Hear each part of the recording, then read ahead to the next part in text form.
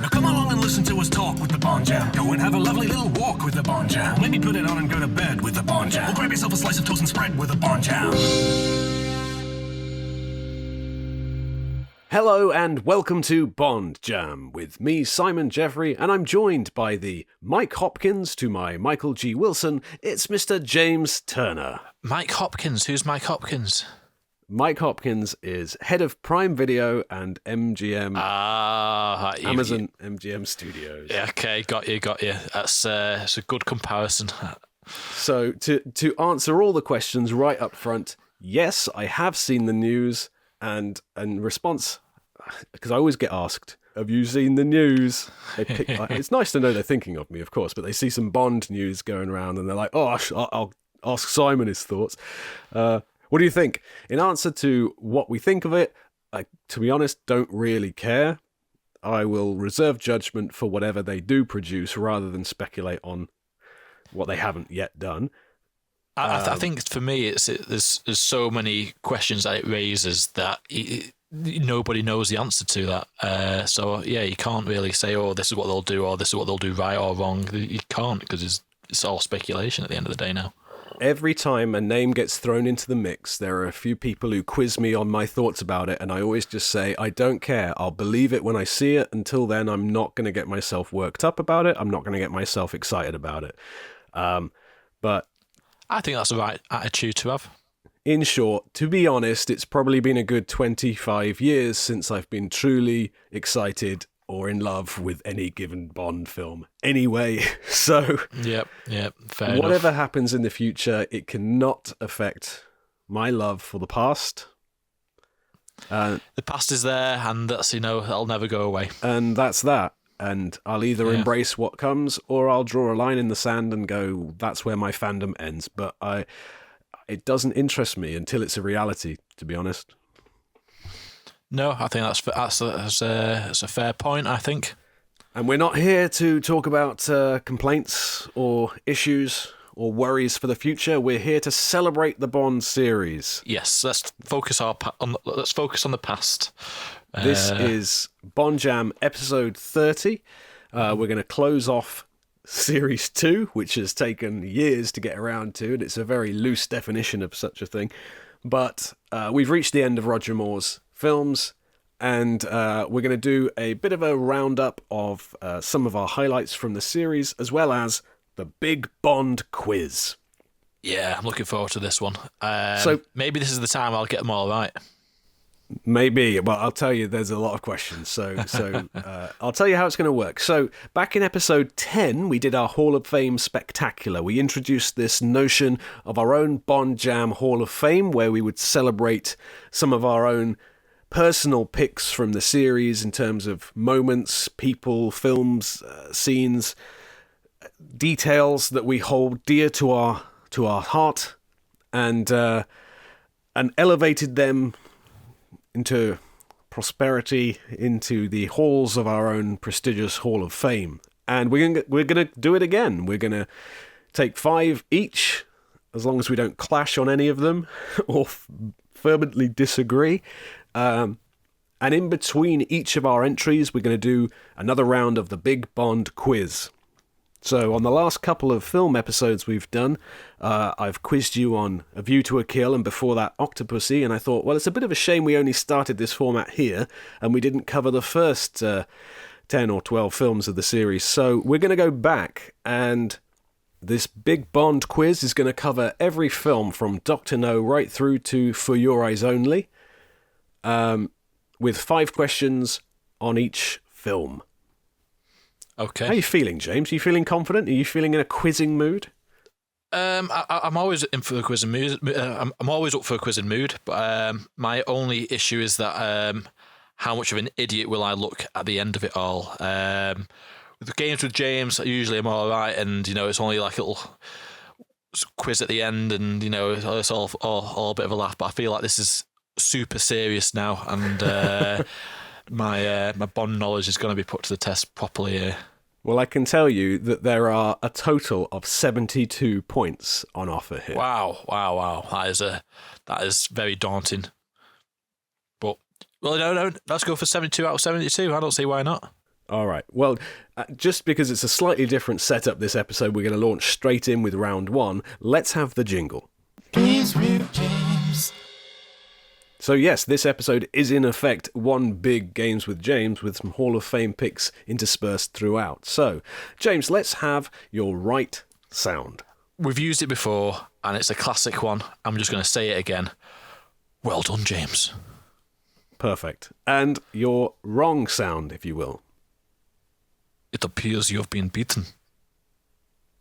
That was my Valentin Stokowski voice, for those who didn't know that. All right. I hate to say it, but get used to hearing that one a few times.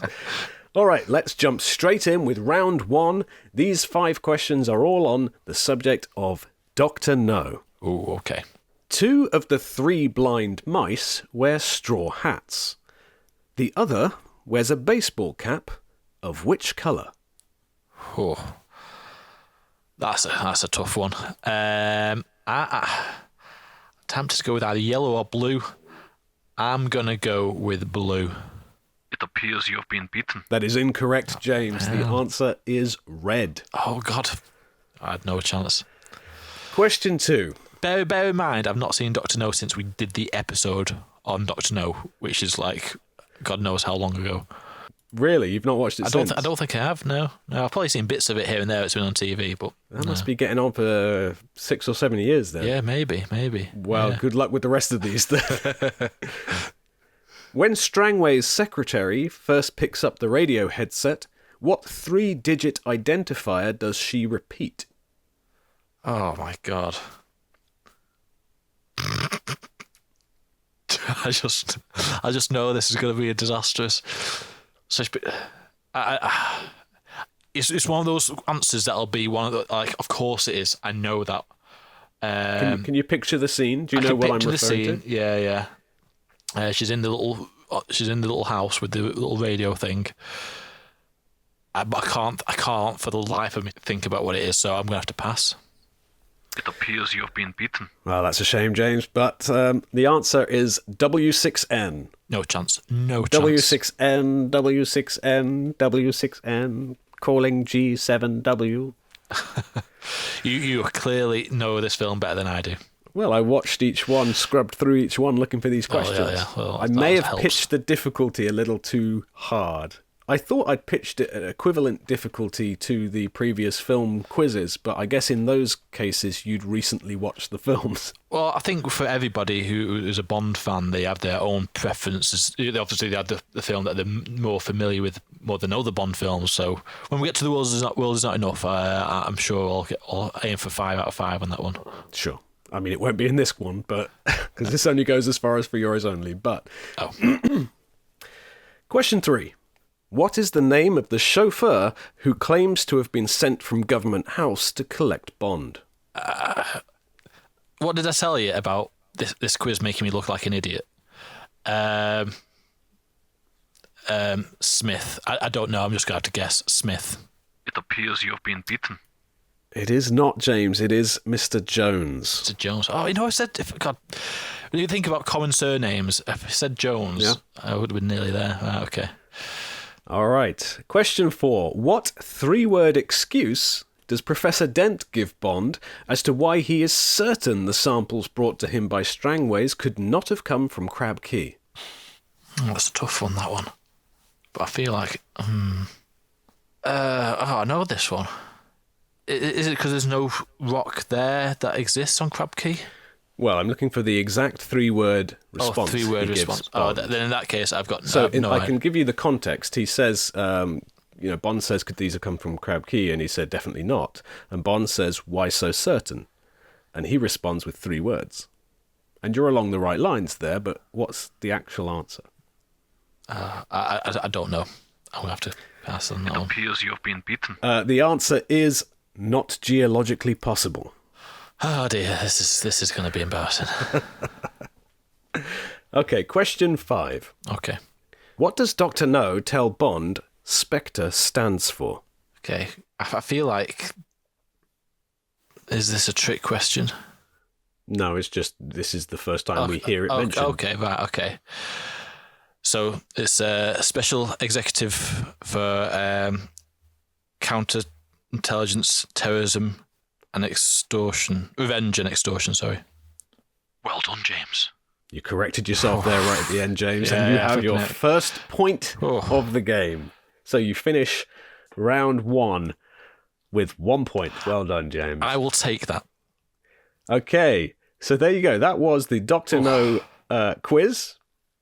Hopefully that gives you an idea, and maybe you just needed to warm up a little bit, get into the mind space of get ready to be tested.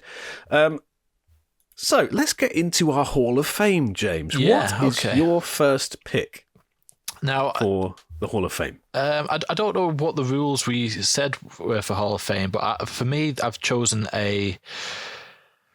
something typical that we see in the Bond films, but we don't really see it, or we've not really seen it for a while in the Daniel Craig films, and it's more to do with the location.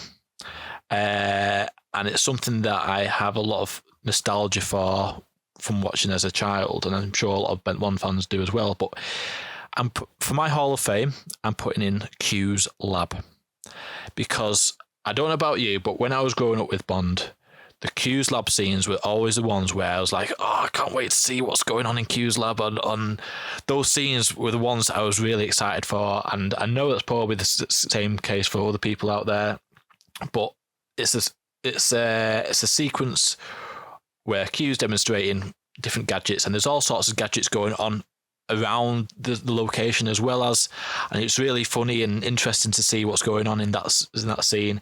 And it's something that's been lost in recent films. The last time we probably saw it, if you want to count Down of the Day, you could say that.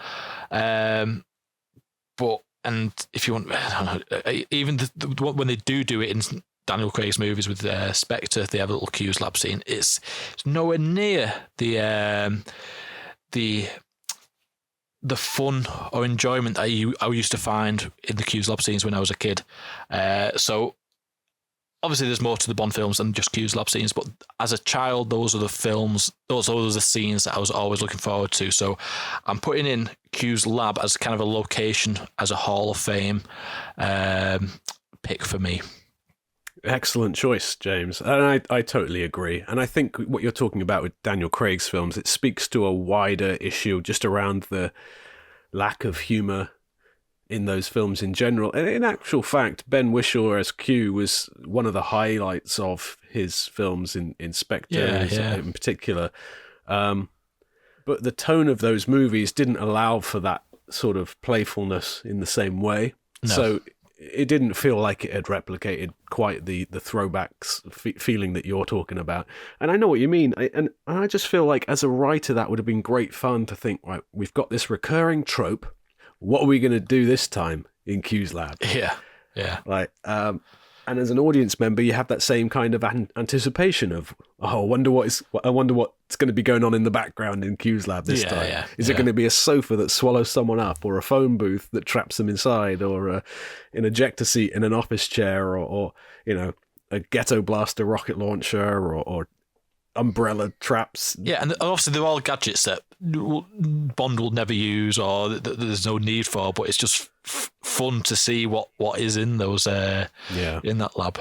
I mean, do you have a particular? Can you think of a favorite Q lab sequence?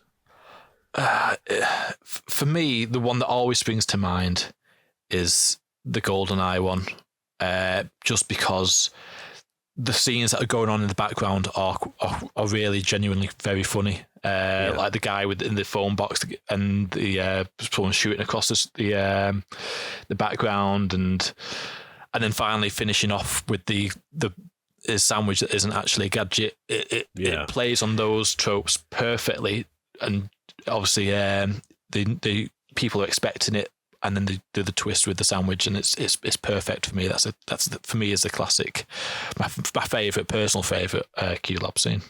Yeah, that to me is, I mean, because with GoldenEye, you could have seen that as an opportunity there. There was a bit of a gap since the last film. Yeah, a new director came in, a new Bond, and there was a bit of a change of tone and a change of direction, and they could just as easily have gone, you know what, let's do something new, let's do something for the 90s, let's break tradition.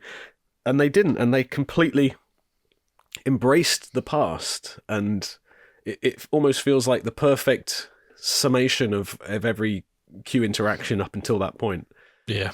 Last time we had a bit of a sound effect to sort of elevating them up to the hall, didn't we? So yes, absolutely, 100%. We will send Q's lab as both a location and a concept up into the Hall of Fame, and we hope to see it again in its full glory in the next era of Bond. Yes. So next we're going on to our From Russia with Love section of the Big Bond quiz.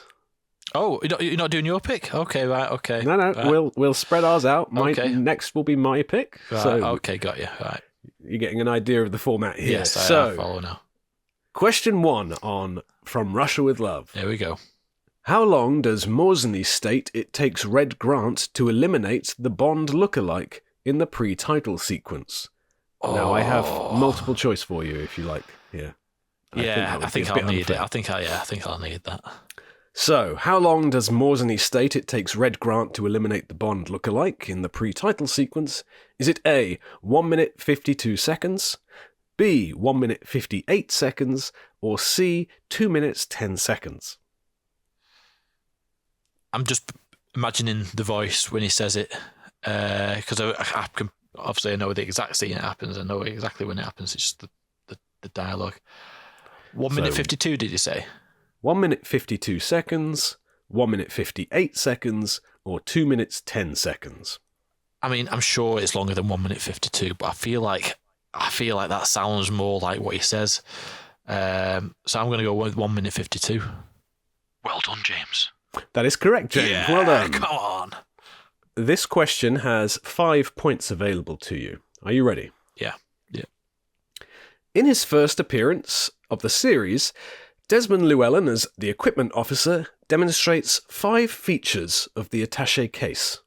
What are they? Okay, so it's got a knife that pops out. It has the gold sovereigns that he pulls out. He has the oh god. So he's got I think it's talc powder thing that he can connect to the case. Oh my god, what else is there?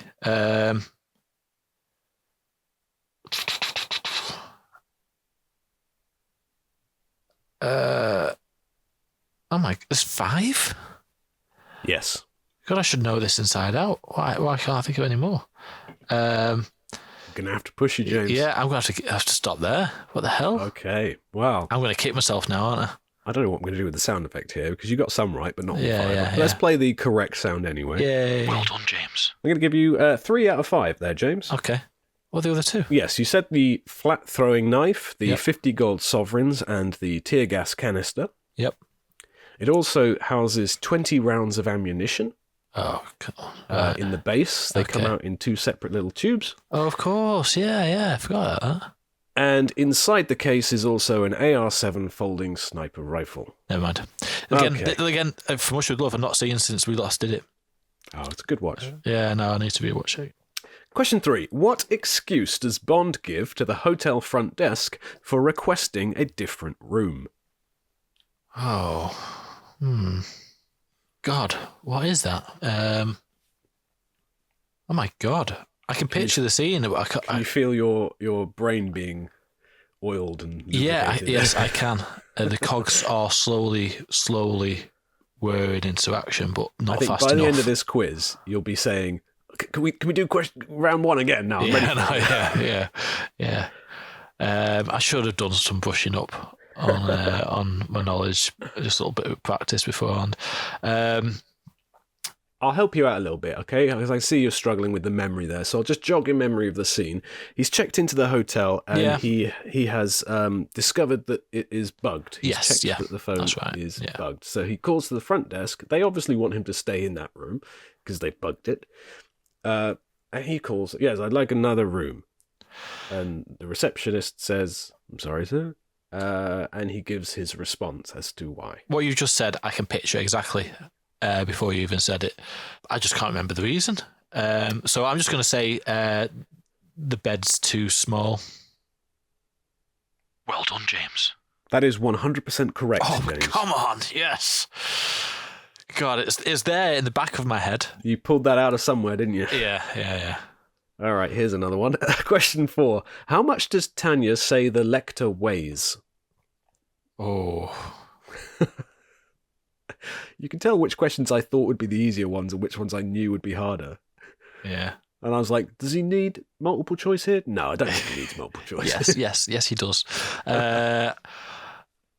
32 kilograms. It appears you've been beaten. I don't even know if that's heavy or not. I don't even know. I don't know my weight. That would be fairly heavy. I mean, you could Okay. carry it yourself, but it would be fairly Yeah. heavy. No, it's about 10 kilos, she Oh, says. okay. Okay, question 5. What quip, and I'm using inverted commas there, what quip does Bond make after shooting the Spectre helicopter out of the sky? Oh, God, I thought you were going to say when Rosa Klebb dies. She's a helicopter. Yes, that scene kind of wraps up with, I have to Yeah. say, not one of Bond's sharpest cutting quips, hence the inverted commas when I said that. Yeah. I mean, if you're trying to think of a pun, don't. Because it's not. Otherwise, I would have just said, what hilarious joke does he make? But no. I don't know. They can burn in hell. Something like that. I have no idea. Yeah. It appears you've been beaten. No, he does in fact say, I'd say one of their aircraft is missing. Oh, of course. Yeah, he does. You know what? Yeah, I knew that. Yeah. Is that a joke? Yeah, I think it's meant to be a joke, in it, but it's just like a stating the obvious sort of joke. Never mind. Anyway, back to the Hall of Fame. Yes, go on. What's yours? Yours for the first pick. My first pick, and I thought back to episode 10 when we did our Hall of Fame then, and I thought the brief that we gave each other then was not to pick the obvious things, not to sort of go, oh, I'm going to vote for, the whole series, Yeah. but to pick those more personal, specific details that perhaps no one else would pick up on. And then I immediately broke that rule with my first pick. Do you remember? By choosing Sir Sean Connery. Yes, I was going to say you chose Sean Connery last time. I didn't. Yeah. who had only just that month, I think, passed away, and so I Yes, wanted to yeah. share our memories and tributes to him. Mm-hmm. Now, equally broad, I suppose, is my first pick, and that is Lois Maxwell as Moneypenny. Oh, I thought you were going to say Roger Moore then, because I thought I was. I mean, obviously, it kind of goes without saying that he's already in it. I imagine Roger Moore waiting at the gates of the Hall of Fame to welcome everyone else in. Yeah. Hello, come in. Of course, I'm here. But yes, Lois Maxwell. And if I had to be more specific, as I feel like I should, I would say specifically her chemistry with Sean Connery. But in general, I think Lois Maxwell is fantastic. Yeah. I just enjoy her every single time she's on screen. And to the point where in the last episode, when I brought up that fact about how few lines she had overall, I was surprised when I learnt that she had something like fewer than 200 words in total. I mean, let me quiz you now, James. Tell me, if you can, what Moneypenny's role in The Spy Who Loved Me is. Oh my God, yeah. You're right. Because I think in that film she says about 12 words. She's there in Egypt, isn't she? Yeah, so from memory, this is Moneypenny's entire role, okay? Yeah. Miss Moneypenny, where's 007? He's on a mission, sir, in Austria. Well, tell him to pull out. Yeah. Right, that's it. Yeah. And then later on, when he walks into that pyramid place, James, and then makes some comment about how was the something or other boring. As a matter of- the fact I'd dropped off, yeah. And that's basically it. Yeah. Right? Yeah, I remember it. I remember every scene. So, in general, yes, Miss Moneypenny has never been better than Lois Maxwell. But specifically, early on, I just adore those scenes Yeah. with Bond. Yeah. And I feel like there is a difference. And I think that most of the Bond actors, and particularly Roger Moore, and to a certain extent, Timothy Dalton. And then I'd say maybe Lazenby and Brosnan fit somewhere between these two. But if you think about Roger Moore's relationship, or Roger Moore's Bond's relationship with Moneypenny, it's very much like, I am well aware that you are soft on me, that you are pining over me, and I find that amusing. Yes, yeah. And I'm happy to indulge it and tease you about it, but never act on it. But with Connery's Bond, there seems to be like a genuine mutual affection. Yeah, I agree. Yeah. He'll sit on the arm of a chair or on her lap, basically, and rest his head against her and hum. And like, it was right back to the start in Dr. No, when he's just kind of kissing her on the head as she's talking. And there's a real sweetness there, which is like, then neither of them fools. Like, by the time From Russia with Love comes around, she's well aware that his old case sounds interesting, and she knows he's with Sylvia at that point. Yeah. But it's kind of more like an unrequited love. It is, but you get the sense that he genuinely adores her rather than just likes to tease her. Yeah. And you get the sense that one day, if situation allowed, like, he'd probably settle down with her. Yeah. No, I agree. She wants to make him an angel cake or something. Yeah. No, I think it's a absolutely valid Hall of Fame pick. I almost want to watch all of her scenes and try and put them in some kind of order, but or rank all the Moneypenny scenes one day, perhaps. Yeah. But I guarantee all of hers would be at the top. Yes. Yeah. And then it'd be interesting to know which is her best. Well, there we go. Yep. That's going up there then.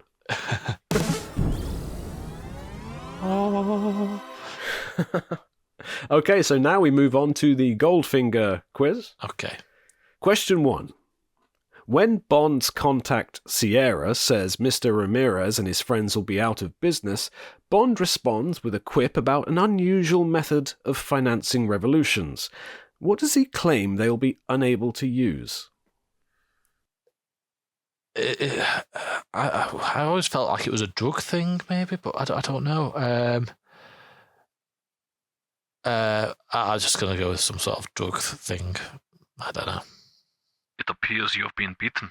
Well, that is on the right lines, but not correct enough, James, I have to say. He says, at least they won't be using heroin-flavoured bananas to finance revolutions. Yeah, I knew it was a drug-related thing, but I didn't know that it was heroin-flavoured bananas. It's an odd line, I'll give you that. Yeah. Okay, question 2. When Felix Leiter is first introduced, he watches swimmers through an underground viewing window. On his way to meet Bond, he then walks past some people doing which other sport? Oh, really? Can you picture this scene, James? I can picture the scene when he's watching the swimmers. And so the scene in Miami, with because that great helicopter shot that comes around just in time to see the diver jump off the diving board. At which point, appreciated shot. That is a great shot. It cuts to the view under the water, and then it shows Felix Leiter is watching them through the window before walking out to meet Bond. Yes. And on his way to meet Bond, he walks past some people doing which other sport? I genuinely don't know. Are they doing gymnastics? I feel like it's something really odd. It appears you have been beaten. It is an unusual one for Miami, I'll give you that. It is not, though. It is ice skating. Ice skate? Really? As the camera pans past, as he walks away from the swimming pool viewing window, he walks past an ice rink. Oh, indoors. I can't picture it at all, so there's no way I was getting that right. Okay, question 3. What does Moneypenny say she will cook for Bond if he comes around for dinner? We're talking about memorable Moneypenny scenes in the New Hall of Fame, but I could not remember what she'll cook for dinner. Is it a lasagna? I have no idea. It appears you've been beaten. It is not, James. You talk about memorable Moneypenny scenes that we were just discussing. I inadvertently actually said the answer. Yeah, in the I previous didn't know discussion. if that was the answer or not, because I was like, oh, that's actually more of a dessert. Yeah, she says, you come around for dinner and I'll cook you a beautiful angel cake. That's not dinner though. That's a dessert. You come round for dinner and I won't make you dinner. I'll just make you a cake. Yeah. Yeah. Well, when you said it before, I was like, oh yeah, it can't be I that. felt 'cause that's myself not- say it and I was like, you just spoiled one of your Yeah. questions. Now he's going to get it. Oh, I But still didn't get it. I should have known. Okay, question 4. What brand of golf ball does James Bond use? So we know the brand that Goldfinger uses, which is Slazenger. Oh, I thought that would be too easy. Yes. What does Bond use? So again, I feel like I may have pitched these questions slightly too tricky. So I can give you a little context if you're struggling to picture it. So after Goldfinger thinks he's won the game, Bond Yes. goes to collect both of the balls and he says, hang on, Yes. you play a Slazenger 1, don't you? Yes, and then Yes. well, This is a Slazenger 7. Here's yeah. Oh my god. The thing is, I can't even think of another golfing brand. No, this is one I'm going to kick myself on. But no, go on. It appears you've been beaten. The correct answer is Penfold Hearts.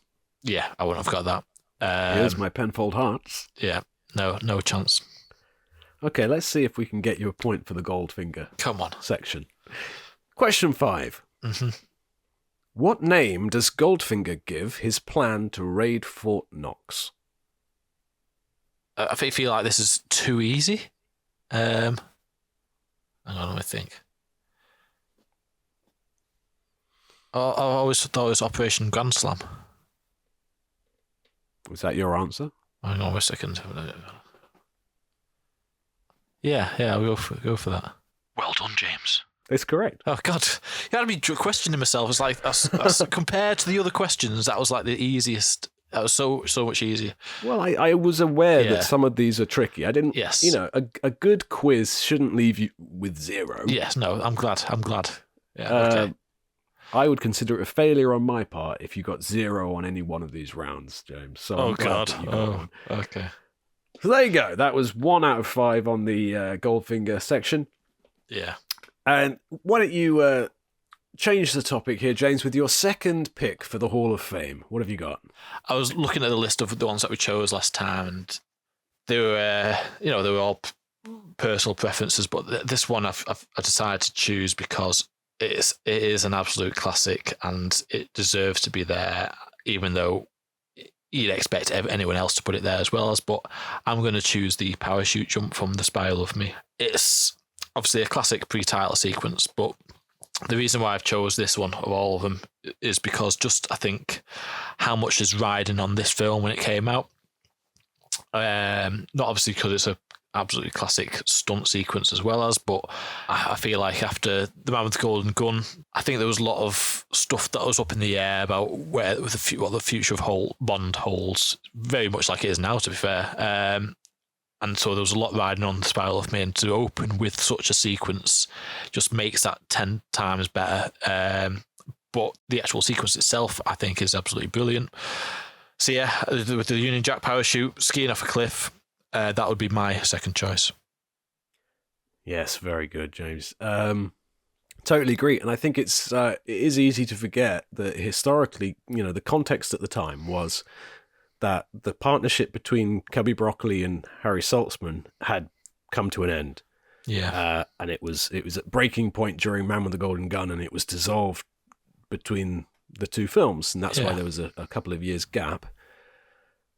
So this is Cubby Broccoli's first solo producing effort, and there was a lot to prove. Yes. As you say, The Man with the Golden Gun had not been universally popular. It was not regarded as the strongest by far. But as you say, with all the the stuff at stake going into that movie, it really was make or break time for the series. Yeah. And by the end of that opening sequence, I think a lot of stakeholders and invested people would have breathed a big sigh of relief of, okay, yep, I'm on board. You've saved it. You've done it. Well done. And it's easy to overlook something that is so celebrated and so effortlessly good. Yes, yeah. I remember a while ago I think we were discussing like the Oscars one year with some people at work and talking about, which director was the best, and Spielberg was nominated that year for something. It might have been The Fabelmans. Probably, yeah. And the remark was made of like, yeah, but of course he's good. He's Spielberg, right? And I'm like, whoa. You have to give someone their credit when they're that good that you just think it goes without saying that they're good. Yeah. It's like, no, let's stop and appreciate the damn good thing, right? Yeah, So this might be a popular choice. It might be one on everyone's list, but there's a very good reason for that. Yeah, and that's because I was kind of put off by putting this down, but I just wanted to put it because I think it is just such a significant moment in Bond history as well as. So but I'm always impressed by it. I never get bored of that shot. Yeah, I think it's perfectly shot. It's perfectly held with no edits, no multi-camera cuts, just silence. Yes. No silly sound effects to ruin it. No music distracting from it. Just the breeze of the wind and the fluster of the parachute opening. It couldn't be done any better. Nobody does it better. Nobody does it better than Rick Sylvester. Yeah. Who said he was chosen because they did a picture in a magazine where he was skiing off a cliff and it was faked apparently. But he said, they called him up saying, we want you to do that in this film. And they said, well, actually, I didn't actually do that. It was staged, but I could do it if you want me to. Yeah, absolutely belongs up there. Right. Round 4. 5 questions on the topic of Thunderball, James. Are you ready? Yeah. Go for it. Question 1. During the Spectre meeting, Blofeld reveals that Colonel Jacques Bouvard held which number within the organisation? God. I'm just going to... I have no idea. I'm just going to say number 11. It appears you've been beaten. That is incorrect, James. It is number 6. Oh. Okay. Question 2. There are 3 points on offer here. What 3 things does Angelo state he has had to do over the course of 2 years in order to become Major Duval? Okay. So 3 things with 3 points on offer. Okay, I would say one of them being learn how to talk like him in the same voice. And the other one is learn his mannerisms. That's all I can really say. Could you attempt to put it in the words that he might have used to describe it? Because it's a little bit more specific than what you've mentioned. Does it say something like, I've learned how to talk like him? I'm just making this up now. Well, I'll give you that. One of them is voice lessons. Yeah. But I'm going to need a little bit of specific detail about the other one. Okay, so I feel like it's something to do with mannerisms, but is it to do with how he walks? Learned how he walks? It is, but I'm more interested in how he would have done that. Okay. I'm helping you out here because I feel sorry for you. I mean, I'll take half the point. Do we get a point for each? There's a point for each. Okay, I'll take the 1 point if it needs to be. But has he watched videos of how he walks? Is that your full answer? Yeah. I mean, all right. So I'm going to be generous, James, and give you 2 points there. Okay. Out of the 3. Well done, James. So yes, Angelo states that he wants more money because he spent 2 years studying the film and the reports, which I've counted as one. Studying the film, Okay. essentially. So watching footage of Yes. him. Plastic operations. Voice lessons. So, Right. yes, he's had surgery as well, which Yeah. Well, I thought, I thought that was a given anyway. nothing's a given on this quiz, James. Okay, right, okay. Question 3. What reason does Bond give Moneypenny for how he'll be able to recognise Domino Duval? Oh, okay.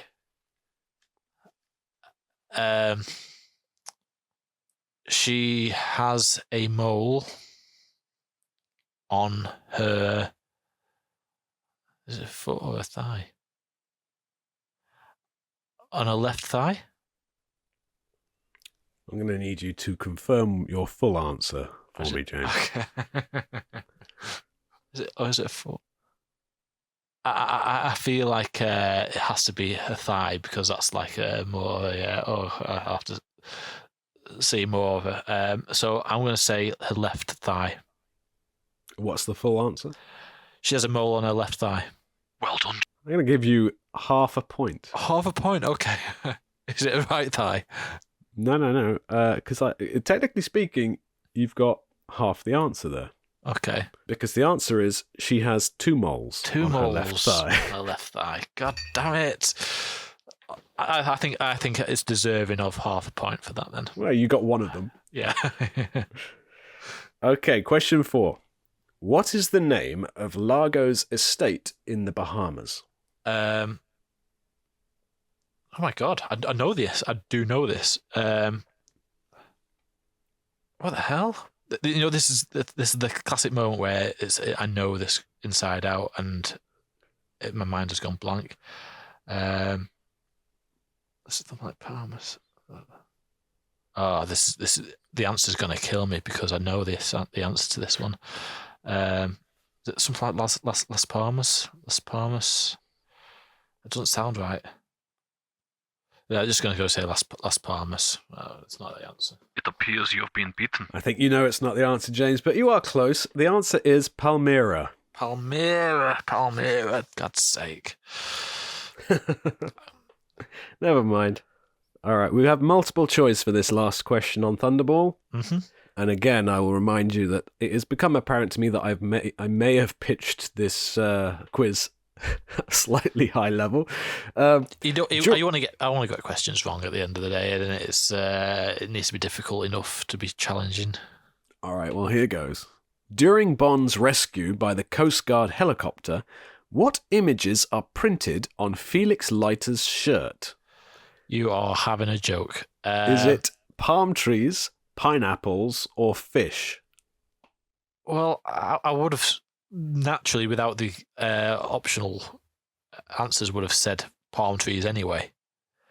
So I'm going to go with palm trees. It appears you've been beaten. It is fish. For God's sake. Felix Leiter is wearing a fish shirt. I just remember him During wearing that like a Hawaiian shirt and yeah. It's got big old fish printed on it. If you go back and look at it. All right. Interesting choice. Yep. So that brings us on to my second Hall of Fame pick, James. And we've just talked about the film from which it comes. And again, it's a little bit like your last choice, in as much as I think it's just an absolute classic of the series and one that sort of set the tone. It's almost, a cliche in how much it went on to become a staple of not just the Bond series, but parodies as well. And that is the Spectre meeting scene from Thunderball. Yes. Yeah. Okay. I think, to my mind, absolute peak Spectre. Yes. Yeah. I think obviously when you think about Austin Powers, how that's been parodied as well as. Yes, you don't have to look far in the Bond series to know where Austin Powers got that idea from. And it's absolutely ripe for parody. Yeah. But it's played straight with a sort of almost sadistic grin. It's obviously a ludicrous idea, but it's like, just in case you didn't know that these guys were bad guys, But honestly, I think that the tension is real. The tension is palpable. Look at all those scared, sweating faces of those guys. And moreover than just the kind of most famous bit of the scene, which is, for those who don't remember it as well as I do, it's the Spectre boardroom scene where Blofeld discovers that one of his employees has been embezzling some of the money that they've extorted from a particular source. And that Spectre member is electrocuted in their chair, and then the chair deposits the body into some pit down below before emerging empty. So yes, very, very reminiscent of the parody of that scene in Austin Powers. But I mean, you've recalled that one of your favourite Blofelds is actually the unseen Blofeld, and I think that scene particularly is perhaps the best scene with the unseen Blofeld. I still feel that way. I still think that no subsequent reveal or on-screen Blofeld really matched the intensity of that figure and the power of that figure. I think the moment you put Blofeld into the middle of the action, he's sort of stripped of a bit of his power, and his power really comes from being untouchable and removed from the situation. Yep. Yeah. With complete sort of deniability of it all. I mean, in my own headcanon, I like to think of, he gets more involved. The more members of his organization are kind of dispatched, the more he has to step in and take a more active role in things. But yes, it's cartoony. Yes, it's obviously the genesis for so many parodies, from Austin Powers to Inspector Gadget and things like that. But again, you have to give it the credit it deserves, in much the same way you do with the Spy Who Loved Me scene, in that it originated that. Yeah. I think the enigma that it presents, or even the enigma before that scene happens, you know this figure exists, Blofeld and From Russia with Love, but it opens doors to a new world that's to be explored of Spectre, and yes, but then it obviously brings up many questions about this organization, and you still don't see Blofeld, you still don't know who he is, and you want to find out more. Yeah. So from a technical point of view, I love Ken Adams' set. I love the sort of translucent screen that obscures the upper half of Blofeld's face. I love the voice, who I'm sure that the jury is still out there on the forums as to whose voice that is. Most credits go to Eric Polman, who did the voice in From Russia with Love, but there's a small section of the fan base that are seemingly in some doubt as to whether it was in fact him. At times it sounds like Joseph Wiseman, who voiced Dr. No, or who played Dr. No. At times people are saying it might be Robert Rietti, who plays the voices of Largo, amongst others. But whoever it is, that's the perfect Blofeld voice to me. Yeah. And beyond the technical, from a narrative point of view and from a kind of world-building point of view, I've always loved the fact that it just gives us more insight into the goings-on of Spectre. And the fact that they start this kind of morning roundup of what's everyone been up to this week. Yeah. I've been threatening this guy. Oh yeah, I've been blackmailing this guy. Oh yeah, share your stats and figures. I also like how Largo's just taking notes, even whilst the guy's getting electrocuted and stuff like that. He's just oh yeah, I'm just taking some extra notes that are not useful for some homework.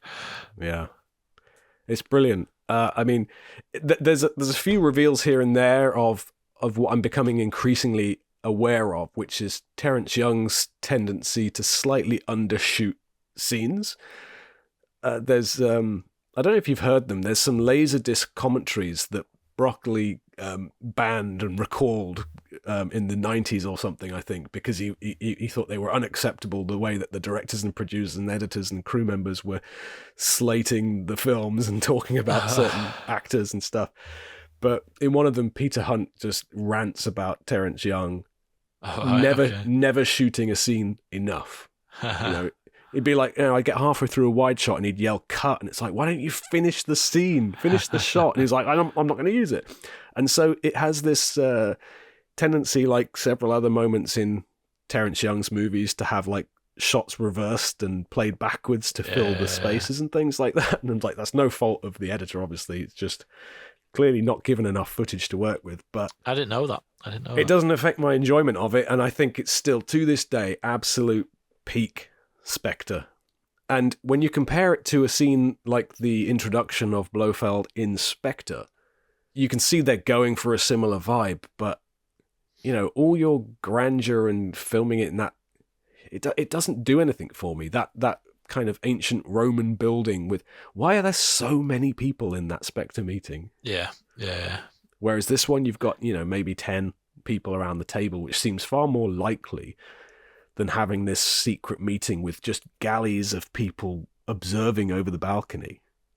You sure you can trust all of these dozens of people? Yeah, I get what you mean, yeah. You only need a ring to enter. Like, well, Bond gets in quite easily, doesn't he? yeah, it doesn't ring true for me in the way that somehow a scene as potentially cartoony as the one I'm talking about does. Yeah. And it's just another one of you're those things, similar to the Q Lab things, where it's like, yeah, they've tried to recreate it in more recent films, but they've never got close to the original. Yeah. No. So, yeah. Good choice. Let it go Thank up you. there. Up it goes. Are you ready to answer some questions about You Only Live Twice, James? Yep. Yeah, let's go for it. Okay, here goes. Question number 1. In the pre-title sequence of You Only Live Twice, the hijacked spacecraft originates from which country? Okay, I've got to think about this. So, I think it's an American vessel because I'm sure a Russian one gets taken later on. So I think it's American. This is from the US. Well done, James. That is correct, Yep. James. I think in our You Only Live Twice episode, we may have got them mixed up. But, yeah. Oh, did we? Right, okay. But yes, it is in fact the American one that's hijacked in the opening sequence, and then, as you say, the Russian one gets taken later. Yes. Question 2. Which of his legs is Henderson missing? I mean, it's a 50-50 choice there, isn't it? Depends how many legs he's got, I suppose. I'm guessing it's his left leg. I'm going to go with left. It appears you've been beaten. Well, you are right, James. It was a 50-50 choice. Oh, I thought you said it was right. Though. It was. Sorry to get your hopes up there, James. No, it is his right leg. God's sake. He even says, glad you got it right. Well, he's not glad you got that one wrong. It's good to it wasn't me that was hitting it. He'd have just gone, ow! What is the name of the cargo ship that Bond investigates? Oh, God damn it. God's sake. This is another one where it's like, of course it is. It's on the tip of my tongue. Is it, I don't know, the Yanko or something like that? I don't know. It appears you've been beaten. It is not, I'm afraid. It is the Ningpo. Ningpo, God's sake. I knew it. All right, well, here's a chance to get some points back, James. The next question, question 4, is for 6 points. Yep. I'm going to count the first 6 answers you give. All right? Okay. So I'm not going to let you rattle off 20 different options here. Okay. Question 4. Little Nelly is armed with 6 different types of weapons. What are they? Okay, so it has a flamethrower. It has mines that can float down. It has machine guns like a Gatling gun sort of machine gun. Yeah, I can see you doing the action speech. Yeah. I don't want you to think I'm, cheating or anything. It has missiles that fire forwards and backwards. Oh. How many is that? I counted 1. Are you counting that as 1 or 2 answers there? I'll count that as 2. Right. Okay. So that's 5 then. And it has... and it can fly? That's not a weapon. Okay. No, that was it. Okay. That was your 6. Oh, God. Well, James, that's not bad. I'm going to give you 4 out of 6 for that. Well done, James. 4 out of 6. Okay. Right, So I can read you the full list here. Yeah. It has got machine guns. It has got rocket launchers. Yes. It has got heat-seeking air-to-air missiles. It has got rear flamethrowers. It has got rear smoke ejectors. And it has got aerial mines. I almost said that there's like a smoke screen, but So you said rear missiles, which it does not have, but it has front-facing rocket launchers in addition to missiles and smoke ejectors at the rear. okay. So 4 out of 6, not bad. James. Okay. And question 5. After landing several punches on Bond, what does Hans use as a weapon against him? Oh. He picks up something to use as a weapon. So you picture the scene. He's in Blofeld's office. Yes. He's just charged over the bridge, punched Bond square in the face and lands a few more punches on him, Yep. and then grabs something to try and hit Bond with. Oh, God, I just imagined. I'm trying to think about the location itself. Does he pick up like a cigarette ashtray or something? I don't know. It appears you've been beaten. He does not, James. He picks up a lamp. A lamp. A rather large lamp Yes. at that. No. But there you go. Probably your best round so far, given the number of points on offer. Okay. So well done. Oh, thanks. So back to the Hall of Fame, James. Can you tell us what your third pick is for the Hall of Fame? What are we celebrating next? Yes. This is. I mean, I could put the whole James Bond line in, but I'm going to choose my personal favourite. Obviously, there's so many great scenes where it says the name is James Bond, but my personal favourite one is what I'm putting into the Hall of Fame, and that is the Live and Let Die scene where Bond meets Solitaire. I mean, to be honest, I think all the actors who have played Bond, maybe with the exception of Timothy Dalton, their best James Bond line is the first one they do. Think about Sean Connery's and Dr. No and Pierce Brosnan's in GoldenEye. I think the actors make sure they put a lot of effort into that. Daniel Craig in Casino Royale. Yeah, I mean, Connery's in Goldfinger is pretty damn good. Oh yeah, that's true. Actually, yeah, I actually do prefer that. Well, anyway, we're getting off the actual target anyway. But yeah, but the one in Live and Let Die, I don't know. It's just something about it. It's the music, isn't it? It's the music. Yeah. As soon as he introduces his name's Bond, George Mahoney's Bond theme starts to slightly creep in, and then it's the pause as well. The pause when he says it. My name is Bond. Dun, dun, James Bond. And it's like, oh my God. I think it's really cool. Yes, I agree. And music plays a huge part in why the Connery one in Goldfinger is so good as well. Yes. But the Live and Let Die one is way up the top, if not the top for me. I think there's an element of Roger Moore enjoying himself. Yeah. It's like the actor can't help but enjoy the moment. And yeah. You know, that doesn't sound like it should work. It doesn't sound like that's what you want in your film, for an actor to shine through the character. But, you know, I grew tired by the end of Craig's tenure of hearing him moan about playing the part so much that it's so nice to see someone love every moment of playing Bond. Yeah. And that's sort of epitomized in that line. So I'm putting that particular line delivery into my Hall of Fame. Absolutely. Well deserved. Okay. The next 5 questions are all on the subject of On Her Majesty's Secret Service, James. Okay. Now we're getting, with each film we go through, we're getting closer to when we last watched it, presumably. Yes. Okay, question 1. While at the casino with Tracy, Bond orders a bottle of Dom Perignon from which vintage? In The Spy Who Loved Me, I'm sure it's a Dom Perignon 52. Is it the same? I don't know. So I'm going to go with 52. It appears you've been beaten. That is incorrect, James. The answer is 57. Oh. And there's an interesting fact here. The Dom Perignon 57 is actually a fictional vintage. as the grapes from 1957 were not deemed up to standard Oh, for Dom interesting. Perignon. All right. In fact, there were a span of 3 or 4 years in the mid-50s where the grapes just simply weren't good enough. So I did not there know was there was no Dom Perignon 57 in real life. But there you go. Question 2. When Bond enters Draco's office, he throws a knife at a calendar on the wall. It hits the 14th day of which month? Oh man, I thought you were just going to say what number it was. And I was like, it's going to be 14, it's 14. And he said the 14th. I was like, yes. I knew that was going to be one of those questions where you thought it was going to be one thing. Yeah. At first I thought November, but it seems, I don't know. I don't think it doesn't seem like a November month.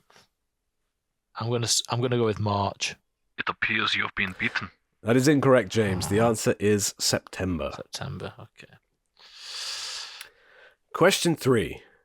Bond's ally in Switzerland, Sean Campbell, drives a VW Beetle of what colour? I've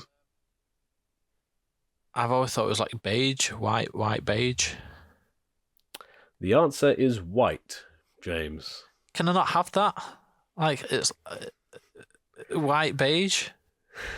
Well done, James. Well, I'll give you a point, and I'll assume that you just had a dirty copy of the videotape or something. You said the word white there. I'll give it to you. I'm feeling Okay. generous and a certain degree of pity also. Question 4. What is the number of Bond's room at Piz Gloria? So I was thinking about what gets written on his thigh, but obviously that's not his room. 7 is 2 on the nose. Is he room 2? It appears you've been beaten. He is not. He is room 4, James. Oh, come on. Question 5. When Bond realizes he hasn't given Tracy a wedding present yet, what does she say she has in mind? What do you mean she says his mind? I don't understand the question. Bond says, I haven't given you a wedding present yet. And Tracy says, I had an idea about that. And then says what she Because had in mind. I thought the line was like, "Oh, you have it's you've given me a life or whatever, something like that." Well, she says that afterwards. She says, anyway, you right. have. But she says, I had an idea about that. Oh God, I don't know what she says then. Is it to do with is it children? Go on. I was thinking 3 children. I don't know. I'm going to give you half a mark for that, James. Okay. Well done. Her answer is 3 girls, 3 boys. 3 girls, 3 boys. Right, okay. And Bond says, not bad for a start. And that brings us on to my third pick for the Hall of Fame. And that is the miniatures of the Bond films. Oh, okay. With special mention to John Richardson and Derek Meddings, who did a huge amount of them over time in the Bond movies. But I was reading an article recently which had a bunch of behind-the-scenes photos, and I'm sure you've seen some of the pictures before. But I guarantee there's at least 1 or 2 shots that you would not realise were miniatures. Okay, yeah. You know, anything from the train in GoldenEye, the Seven-Eye set. The 7-eye set, yeah, is one that I know springs to mind because that is. And not just kind of like a shot of a miniature, but sometimes the actors were on those sets. You know, the shot of Boris coming out of that little door to have a cigarette with the satellite and the installation behind him. He's just stood in front of the miniature. I had no idea about that one. That's crazy. And you know, it's obviously meant to look like it's further away and it's big, but it's not. It's just behind him there, and it's brilliant. And there's some absolutely amazing foreground miniature work that, even though I know it's there, I still can't quite get my head around. The shots of the helicopter flying into the building in For Your Eyes Only.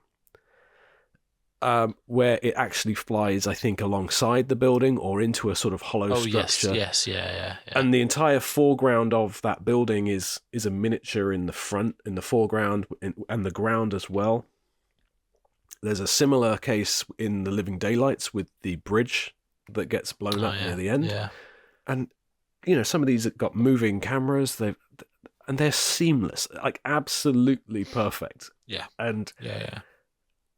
and again, on that point of just like, they're so good, you don't notice them. They're so good, you don't go, oh, that's a good effect.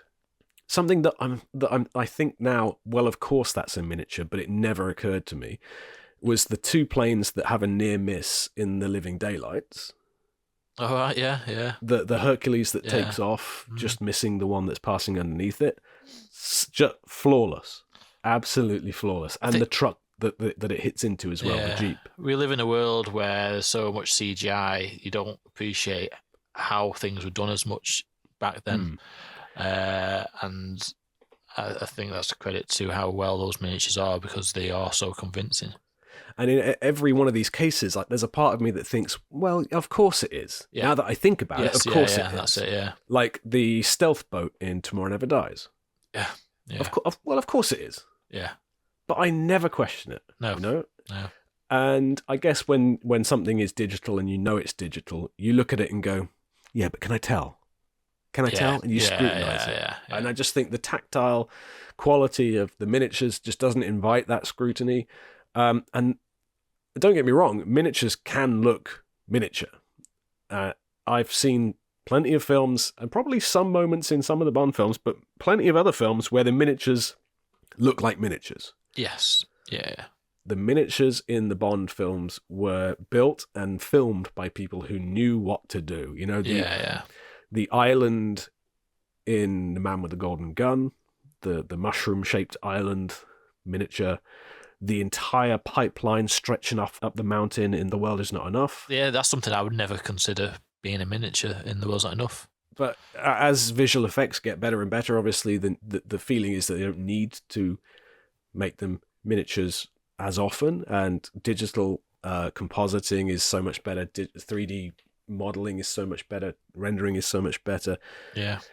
But there's something about the fact about needing to be so prepared in advance of shooting something that I always find just inspiring. Like, you need to commit to your shot and stick with it, because they've made a model of the front of that building, so you can't change your angle on the day. You've got to, Oh, yeah. making your choices up front. It's sort of a lost art in a way. It's, no, I'm glad you brought that up, actually, because it's not something I probably would have thought about.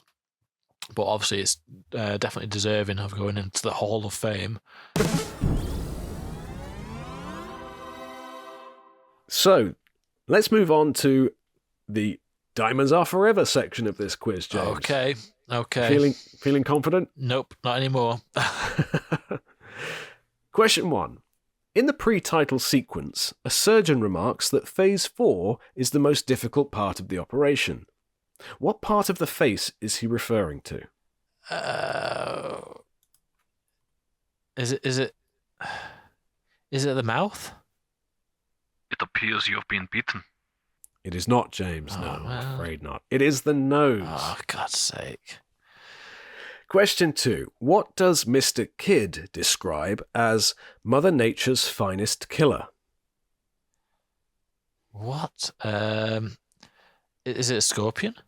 Well done, James. Correct, James. Well done. Okay. Question 3. When Bond is knocked out by Mr. Wint at Slumber Inc.'s Garden of Remembrance, who collects the urn of diamonds from the niche?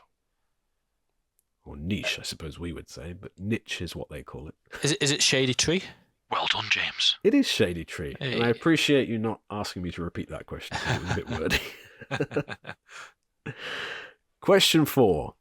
At the Circus Casino, what is the name of the sideshow attraction described as the strangest girl ever born to live who transforms into a gorilla? So what was the name of the attraction? Yes, what is the name of the girl? Oh, it's the name of the girl. Oh.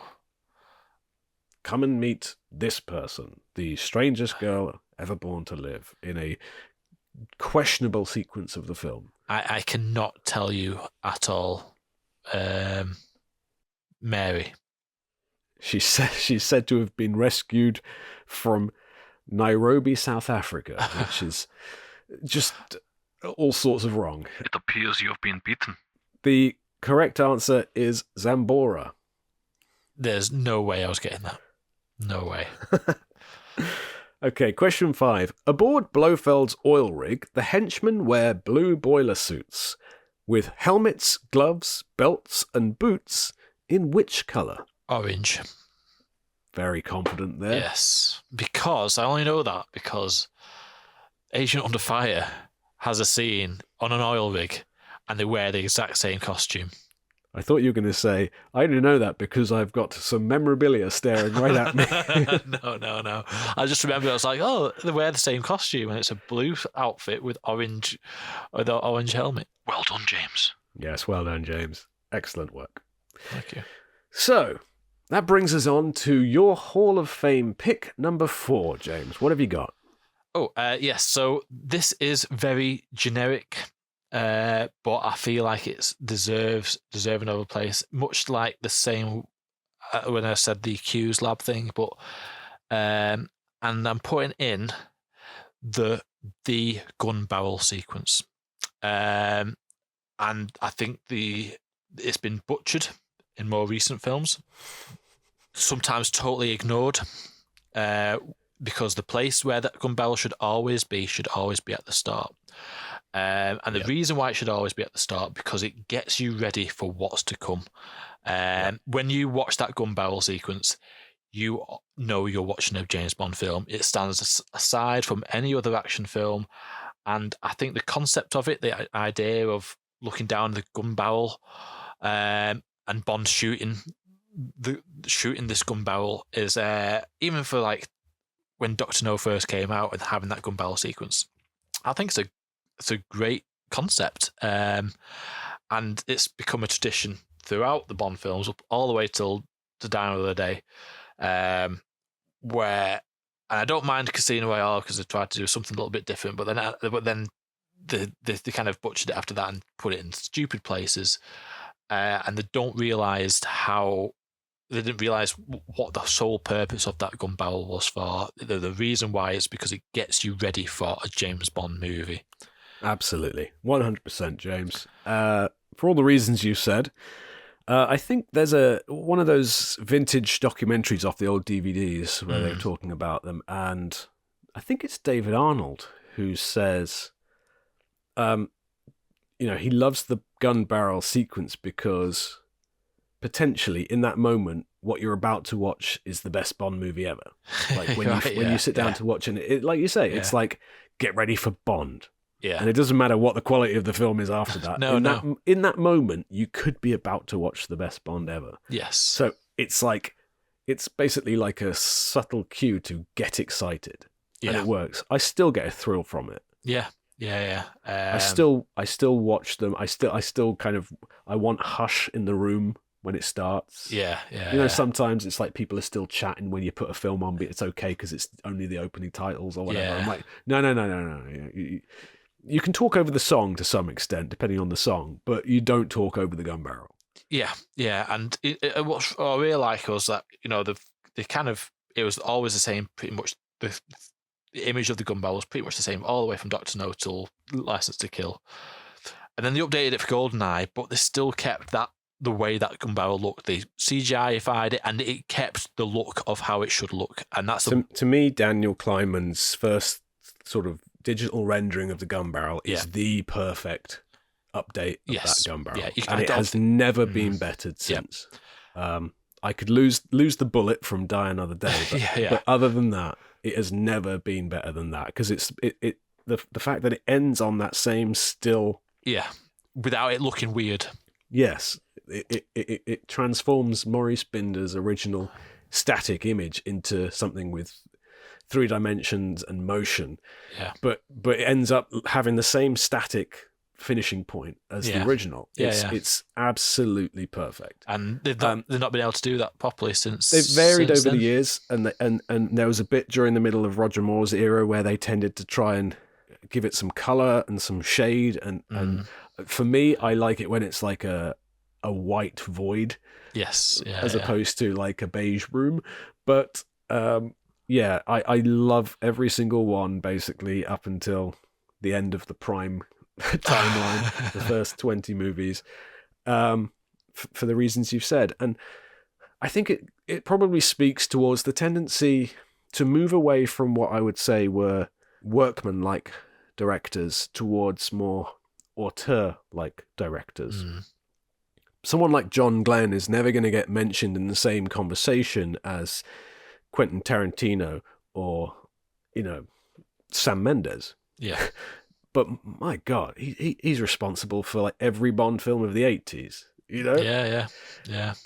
And it's a particular favorite era of mine. And when you get these directors with perhaps more of an individual stamp or an ego, perhaps, I don't know, it feels like each new director comes in with the mindset of what can we do differently, Yeah. And rather than yeah. revering and respecting the franchise and sort of being subservient to it. Like, my job as director is to honor this franchise, not to make it my own, not to take it in some weird, obscure, irreversible direction. Some of it just thinks, if it ain't broke, leave it the hell alone. Yeah. Like, yeah, Casino Royale, you wanted to do something different. You wanted to sort of give an origin story to the gun barrel in some respect. I'm not a huge fan of the digital look of that. I don't think it looks real enough for my liking, and the blood seems a bit too gloopy. Quantum of Solace, there's no excuse not to put it at the start because it would have fit really well. Yes, it would have done. Yeah. The actual gun barrel itself is rushed and just bolted on the end. The 3D CG rendering of it is kind of flat and kind of lazy.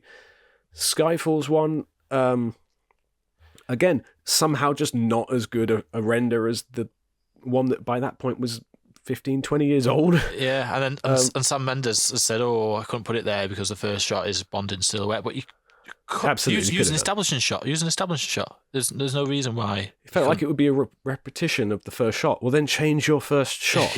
Yeah. Certain things should just be unnegotiable, in my opinion. Spectre was supposed to be the herald of the grand return to it, and it looks cheap. Yeah. Like you've taken a flat static image in Adobe Illustrator and just kind of you've recreated and traced over Maurice Binder's original design, but it doesn't have that kind of grainy filmic texture. It's just crisp, clean lines, like you've just denoised it and put it through an AI filter of some kind. Yeah. I mean, visually, No Time to Die is the closest we got to a good Daniel Craig gun barrel, and then they didn't give us the blood that should go along with it. As far as I'm concerned, the best looking gun barrels of the series were Brosnan's first three, really. Yeah. And the pose that he poses in that, honestly, it's a work of perfection. Because there were some complaints about Daniel Craig's where he's kind of swinging the gun very visibly, and the gun ought to be hidden. Yeah, until he shoots. Yeah. Which I'd not really considered until the complaints started to be made, and I understood that perspective. But yeah, absolutely, James. I'm full agreement with you. And you'd be a fool if you were in charge of the Bond series now and you didn't hang on to that and do it justice. Yes, yeah. Up it goes. Okay. Oh, this is going to be a long episode. Yeah. There's no games with James on this one, though, I suppose. No. Well, this whole thing is games with James. Yeah. So, next up we have Live and Let Die, James. Are you ready? Ready. Question 1. When M rings the doorbell of Bond's home, what time is it, according to Bond's watch? Would you like the multiple choice? Yeah, why not? Yeah. Is it 4:48, 5:28, or 5:48? God, I thought it was earlier than that, so good to ask for the for that. Say the options again. 4:48, 5:28, or 5:48? I'm going to say 5:48. Well done, James. 5:48 is correct, James. Well done. Question 2. While browsing in the occult voodoo shop, what does Bond place back on the shelf before picking up a plush snake? Oh, God, I thought it was the snake. Is it, I don't know, is it like a mug? I don't know. It appears you've been beaten. It is not, James. It is a skull. It's a skull. Oh, God damn I like to imagine this film is basically imprinted in your brain at this point. I know. I should have known that one. I just know. I just presume he just picks up the snake and that's it. I didn't realise he actually picked something else up. Question 3. After suggesting they stop for a bite of lunch, what does Bond tell Rosie Carver is in the hamper they brought with them? Oh man. Like I say, this film is imprinted in my brain, and I can picture it. Is it just sandwiches? It appears you've been beaten. It is not, James, I'm afraid. No, he says, why don't we stop for a bite of lunch to discuss it? There's an excellent pâté in the hamper. Ah, pâté. Yes. He Okay. either says pâté or patty, I'm not sure which. I would have accepted both. I think it's pâté. Oh, well. Okay, multiple choice here again. Okay. What does Kananga claim is the registration number on the back of Bond's watch in order to test solitaire? Is it 3466, 3266, or 3066? 3266, the middle one. Well done, James. The answer is 3266. Well done, James. Oof. I was just picturing Kananga saying it. I don't remember him saying a 0. So that's how I tried to Well figure done. that out. Yeah. And question 5. Once he has captured Bond and Solitaire in his caverns, Kananga asks what they should drink to. What does Bond suggest? So say that again. So you Once he has captured Bond and Solitaire in his caverns, Kananga asks what should they drink to. What does Bond suggest? what he says there? I know the answer to this. He says, "How about a?" Oh God, what does he say? Oh my God, I should know the answer to this. I might have to pass it. I'm not. At the time I thought of it, my brain is frazzled at the moment, so I'm gonna have to pass. I think. It appears you've been beaten. Never mind, James. The answer is an earthquake. Oh, of course, yeah. But you How know about what? an Because I earthquake? never understood it. What should we drink to an earthquake? I think he's just sort of willing it to happen because they're underground. At that point. Okay, got you. Yes, yeah. There we Okay. go. That was Live and Let Die. Not too bad. You got a couple of points there. Yeah, James. I should have got the earthquake one because I do know that line. This brings us on to. Is it Your my choice. Your my choice. fourth choice for the Yeah. Hall of Fame? So here it is. My fourth choice for the Hall of Fame is John Barry's score from A View to a Kill. Oh, interesting. A View to a Kill. A View to a Kill, and I'll give you a particular explanation in a moment. I mean, I do love his score. I'm not even stating with this pick that it is my favourite John Barry score. That might well go to The Living Daylights, in fact, but I'm picking this for a specific reason, and that is, James, tell me at what point in the View to a Kill soundtrack does John Barry use the James Bond theme apart from the gun barrel? He uses it in Mayday Jumps. Correct. Yeah. Where else?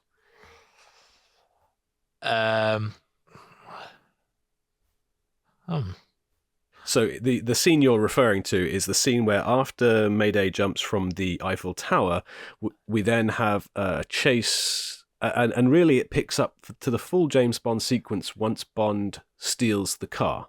Yes, yeah. The James Bond theme plays then. And the Bond theme accompanies that chase as Bond jumps over the bus and breaks the car in half, leading up to the part where he jumps onto that little river cruise boat. Yes, yeah.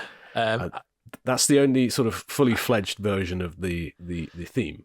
As I yeah. recall. But my point is, it has taken me over 25 years to notice that there's barely any Bond theme in A View to a Kill. Yeah. Mm. And that, I think, speaks to the quality of the score, that you don't notice it's not there. No. Because one of the complaints you often hear in the more recent Bond films is, why aren't they using the Bond theme more, right?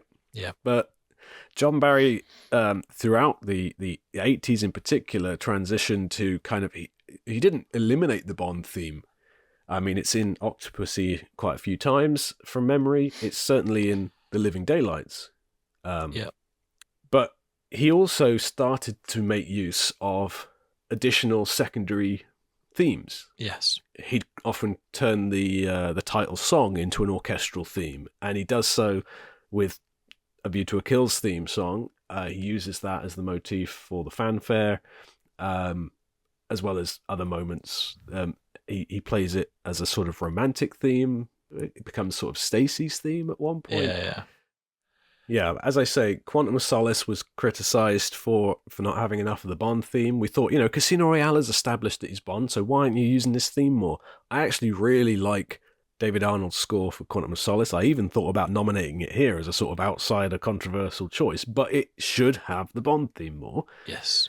But even compared to later films, it has more of the Bond theme than some of the, Mm. There's a sequence in particular that I think is really egregious, which is in Skyfall, and they're walking around the casino, and why is the Bond theme not playing here? Yeah.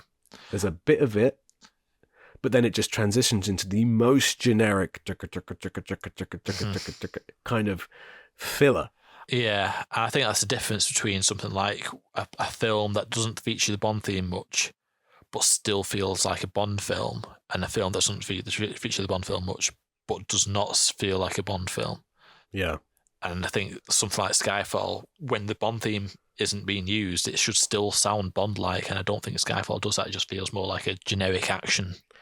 It's funny because you might have got the hint through a few of the comments we've made over the course of this episode that I think James and I are a little jaded and tired by the end of the Daniel Craig saga. We certainly don't feel as fondly about it as some fans do. Mm. But to me, the weird thing is that I'm one of the defenders of Quantum of Solace, and I was on board with the first two movies and the direction they were going with. And I think the problem started when they made the super popular Skyfall and abandoned the threads they'd set up, and then they got the rights to Spectre back, and course changed. And I think it was never as good. But it's funny that those first two that I think were on the right path were the David Arnold ones. And it just reinforces for me, like, how much of a part music plays in my enjoyment in the films. And David Arnold was never beaten by Thomas Newman or Hans Zimmer in the subsequent movies. Mm. But neither of them can really orchestrate a song into a soundtrack like John Barry did. No, and I think that's a major thing that it's funny. I was going to mention for my fifth pick a soundtrack, or just John Barry in general, to be honest, because I've just La La Land Records have recently been releasing expanded scores for the Bond films, and I was listening to the Moonraker score, and in the Moonraker episode, I was a bit. I think I said, like, I don't think John Barry's score for this one is as good, but listen to this expanded soundtrack for that. I think it's one of the best, just because it's the non-Bond stuff is so good in that. The flight into space, there's some variations of that in that expanded soundtrack, and the some of the other stuff that features in it is just really, really strong. And interestingly, I'm holding out for the View to a Kill one, because they do it on anniversary years, and it's 40 years since A View to a Kill, so I believe A View to a Kill will be released, and as soon as that is released, I can't wait to listen to that score, because there's a lot of stuff that wasn't released on the soundtrack, and as you said, it's not the Bond theme that I'm looking forward to. It's the other stuff that John Barry did in those scores. Yeah, you're right. The space flight stuff is great too. But for my entry here, it's more the fact that it's taken me this long to realise. It's like I've been fooled for 25 years. Yeah, no, it's something I didn't realise. Yeah. So up it goes. Yep. Okay, So now we're on to the man with the golden gun, James. Your personal favourite? I won't say that, but yeah. Question 1. When M asks how much he knows about Scaramanga, Bond explains that Scaramanga was born in the circus with his father working as a ringmaster. What occupation does Bond say Scaramanga's mother had? Oh my God. I don't know. I don't know. A chef. I don't know. It appears you've been beaten. It is not a chef, no, James. It is mentioned in that long, fast spiel he yeah. lists off about all the facts he knows. He says that his mother was a snake charmer. Snake charm. I wouldn't have got that. No. Question 2. What reason does Q give Bond as to why the bullet he recovered could not have come from India, as Colthorpe suggested? So he's looking at it. Yeah. Colthorpe suggests India. Q says Far East. Colthorpe says, maybe. And Bond says, why not India? And Q says... Because Man with the Golden Gun is one of my least watched Roger Moore Bond movies. I can't remember it as much, and I cannot remember at all what he says there. So I'm going to have to pass. It appears you've been beaten. Something to do with the metal. The metal isn't used there. I have no idea. The metal isn't from there. I don't know. Yes, it is along those lines, James, but it is nickel content obviously too low. Yeah, no way was I getting that. Question 3. Who does Scaramanga assassinate outside the Bottoms Up Club? You're looking for a name? Yes. Okay. I do not know the name at all. Yeah, no. I'm going to have to pass on this one as well. I don't know at all. It appears you've been beaten. It is Gibson. Gibson. Oh, God, I actually did know that one. The missing solar expert. Yes, I should have known that one. Yeah. Gibson, yeah, should have known that. Question 4. What does the bottom button of Mary Goodnight's dress contain? Is it just it's a homing beacon? Well done, James. That is correct, James. Yeah. Yes, it contains a Homer. Homer, yeah. Question 5. Other than Knick-Knack, what is the name of Scaramanga's sole employee who is in charge of maintenance and security? Oh, what's his name now? It's something really bland. Oh, man. I've no idea what the guy's called. I'll know it as soon as you say it. I remember it just being quite a bland name, so I'm just going to go with Dave. I have no idea. It appears you've been beaten. Well, I think you know that's not correct, James, don't you? No, it is not. It is Kra. Kra. Yeah. Yep. Yeah. I don't think I would have got that either, to be honest. I thought it was even more blander than that, but still, he is just a very generic henchman, isn't he? Never mind. Okay, so that was The Man with the Golden Gun. So that brings us on to your next pick, your final pick, James, for the Hall of Fame. What's it going to be? Okay, so yeah, my Hall of Fame pick was going to be John Barry, but I don't want to do that because I think we've given him the attention he deserves in your last pick. So what I'm going to do is I'm going to go with a scene, and that scene is the attempted rescue of Paula from Thunderball. It's a personal favourite of mine. It's a scene that has kind of rose more in prominence to as time has gone on. But for me, that is a moment where Bond finds out Paul has been captured, and he drops everything. He's kind of currently like with Domino and kind of undercover with her essentially. But she's like, he goes, drops everything. Right, now we're going to rescue her. Break in. Turns out she killed herself in order to not give anything away. And then Bond has to get out of it, and then he's get dropped into the to a shark pool, rescued by the mini breather. But the whole sequence is I think is really cool. and it's just a personal favourite of mine. Every time it's on. Wow. I don't think I'd actually registered that Paula had killed herself. Yeah, because I think it's I can't remember the name of the guy now, but he accuses Vargas of having killed her, and Vargas says she took some cyanide. Oh yeah, no, that does ring a bell now. Yeah. Yeah, I know. In the past, you've spoken of your fondness for Paula. Yeah. And I think we spoke about it way back in 2020 when we did our Thunderball episode. Yeah. How refreshing it was, particularly in the mid-60s, that they would give Sean Connery a platonic relationship. Yeah, and I like the idea of Bond having to break into somewhere, and then once he's in there, and then he has to get out of the situation, then he tries to play them off against each other by shooting one guy and shooting the other, and they end up shooting against each other, and shows Bond's cunning in order to get out of the situation when he has to.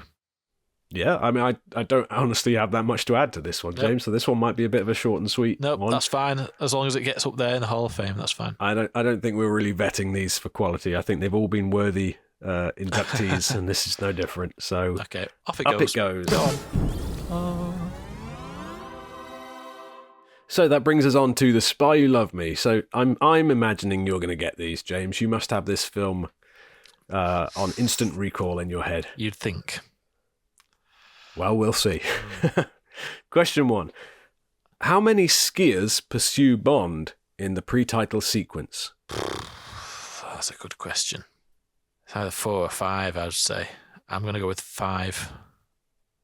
It appears you've been beaten. It is 4. Oh, no. Sorry, James. Sorry. Question 2. The Spy Who Loved Me marked the introduction of which supporting character who would go on to appear in each of the 5 subsequent films? So I would say it's Frederick Gray, the Minister of Defence. Well done, James. That is correct, James. Okay, all right, okay. As well as General Gogol. Is he in each of the 5? Did he only appear in those 5 as well? Yes, yeah. Then that would have been a valid alternate answer I hadn't considered, but there you go. Question 3. What are the names of the 2 agents who attack Bond at the pyramids, for whom Anya later apologizes, stating they exceeded their orders? Oh, man.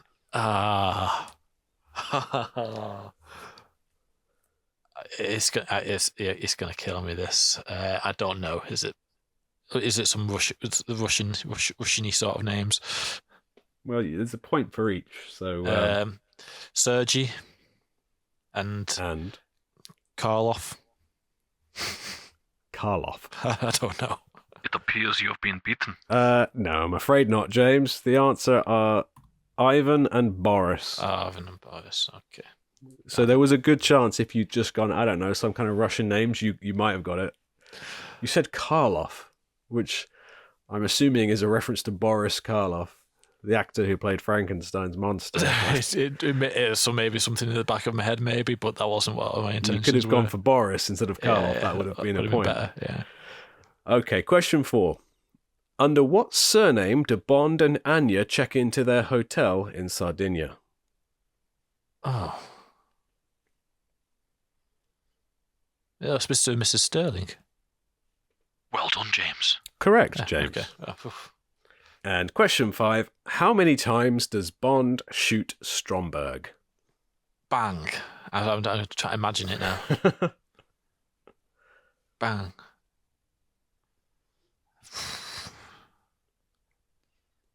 So he shoots him initially. Yep, through the tube. Yep. And gives him another shot. And it's like, oh. And then he shoots him again. This time I'm going with either 3 or 4. It was 4 last time. I'm going with 4 again. Well done, James. That is correct, Yeah. James. I think if you'd asked me that and I hadn't watched it again, I might have said 3. Yeah. but there's a fourth gunshot. Yeah, Completely unnecessarily. No, but yeah. I think he's dead by that point. But no, he gives him another shot. Just I don't think they filmed him firing it another time. I think they just added another sound effect in Yeah. because he's already facing his salad by that point.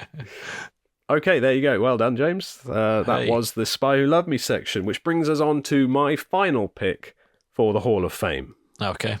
And my final pick is the ski chase in For Your Eyes Only. Oh, interesting. Okay. So you mentioned the sequence from The Spy Who Loved Me. I'm mentioning what I consider to be potentially as good, if not even better sequence. Just pure peak Bond. Everything from the ski jump to the end of the bobsleigh sequence. The near miss with the row of skiers and the instructor. Incredible skiing. Some of the best skiing we've seen. And I think, as with a lot of things in For Your Eyes Only, just no one's talking about it as much as they should be. Yeah.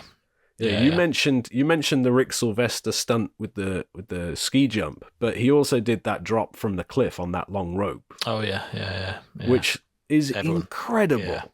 Yeah. And so, The Spy Who Loved Me is the one that people talk about, but I think this one, let's give it its props right now, because that ski chase is phenomenal. Like, yeah. the motorbikes chasing down the hillside, over the table and into the bobsleigh run is, whoever thought to put the motorbike, the skier, and the bobsleigh in that track at the same time is incredible. But it's Not just, to mention that real life bobsleigh track was incredibly dangerous. There've been several deaths on it. Oh, like, really? even like, I think even the year that they filmed it, Yeah. there'd been a death that same year on that track. One of the corners has been changed since then because it was just a death trap. So to put skis in there and motorbikes is incredible. Yeah, and it's just one thing after another with that chase. It goes from obviously skiing into the ski jump sequence, and then the bike chasing him and stuff like that. Yeah. It's just constant, and it's an underrated ski. Of all the ski chases in the Bond films, it's probably one of the most underrated ones. Yeah, I mean, I'm not as keen on the bit that immediately precedes it, the part with the Eric Kriegler chase that sort of spurs off from that When he's trying to biathlon find part that he's doing, yeah. and then he goes into the ski jump lift, and there's that Yes, sequence yeah. where Charles Dance and the others are following him. Yeah. But yeah, everything from, he makes the jump, there's that funny twang of the rope as he jumps through the bunting, Yes. and then Bill Conti's score just rattles in like, Yeah, and then from that point on, basically the entire length of that track, the track on the score, I think it's Run, Shoot, Jump or something. Yes, but that sequence with the music, it's just like pure peak Bond action. Yeah. If you look back at maybe like the one highlight I want to pick out is a sort of throwaway bit, but the start of that sequence when he zooms down past the ski instructor and the row of learners. Mm. And the main gag of that is that it causes a bit of a domino fall, Yes. right? Yeah. But just go back and watch that and see the speed that skier comes through Yeah. and how close he is to the instructor. Yeah. He literally skis over the instructor's skis. Yeah. No, it's super fast. Yeah. So good. Yeah. And obviously not forgetting the drunken guy that's from the other two films. Obviously, as I say, that makes the difference. It's just got absolute peak moment after moment. The near miss. There's a waiter throws a cake in someone's face as they dodge Bond. It just turns. It's got all these kind of classic moments, but in quick succession. All the tropes are there, and then, as you say, that kind of recurring drunk guy there. Yeah. And you just sit there going, "This is Bond." You know, this is pod racing. Just nope. That's fully perfect. deserving of it. Yes. Absolutely perfect scene, in my opinion. Yep. And now we're moving on to Moonraker. We're Okay. wrapping up the Big Bond quiz in a couple of rounds' time, but for now, let's do Moonraker with question 1. When Q equips Bond with his wrist-mounted dart gun, he provides 10 darts, 5 red-tipped and 5 blue-tipped. What is the purpose of the blue-tipped darts? Yeah, that's a good question. Thank you. Yeah, I never even considered that. Are the blue tip darts just like a more blunt, so they don't cause death? They're not poisoned. The non-poisoned ones. It appears you've been beaten. That is incorrect, James. And if I may, that is quite the opposite. Explosive. They are, no, they are. He has 5 blue-tipped with armor-piercing heads. Okay, right, okay. So you're right in saying that the 5 red-tipped are cyanide-coated, Yes. and the 5 blue ones are armor-piercing. Yes, okay. Question 2. While strapping Bond into the centrifuge in Moonraker, Holly Goodhead mentions that most people pass out at what G-force? Is it 6? It appears you've been beaten. It is not, James. It is 7. 7. What I like about that scene is she says it can go up to 20, but that would be fatal. Like, then why can it go up to 20? Because they know that dude is waiting in the wings. Yeah. Question 3. The keypad to the laboratory in Venice emits the distinctive 5-note motif from which Steven Spielberg movie? Yes, Close Encounters of the Third Kind. Well done, James. It is, well done, James. I think that's one of the only questions in this quiz that does require some outsider knowledge, so I'm glad that you knew that one. Yeah, I knew that one. Question 4. Having been captured and held in the back of an ambulance, Bond escapes, sending his captor hurtling down the hill on a trolley and crashing into a billboard. What is advertised on the billboard? I feel like it's some sort of like toothpaste or something like that. So it's like, is